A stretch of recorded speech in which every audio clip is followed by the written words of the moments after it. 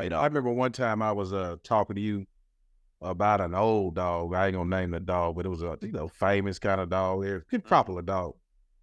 And I'm like, I said, man, you wouldn't be interested. I forgot how I framed it. I know exactly what dog was talking about. And That's you why I and said you I had told semen off of it. yeah. And then you told me something that kind of it's always stuck with me. He said, sometimes you look at those older dogs, it might not be what you want because why would I want to go back and fix all that on that Yes. dog?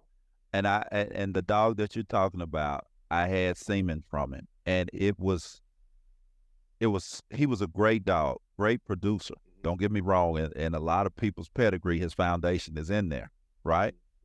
And I had some females that I had 4 or 5 generations behind that they were what I was starting to really, really love and be where I wanted to be. Right. And you asked me, well, you don't want to use that on them. And I think my response to you was no, because I knew his flaws. Right. I had worked the line that he was off of. I had worked those flaws pretty much out. Right. So why would I go back just because he had a popular name and bring him back in?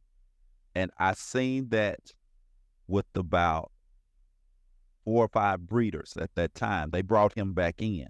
Mm-hmm. And their production showed that they went back and brought in some of the same. And it wasn't anything detrimental. It wasn't epilepsy or anything like that. Right. It was things like drag on the mouth and, Right. those kind of things that's what he produced.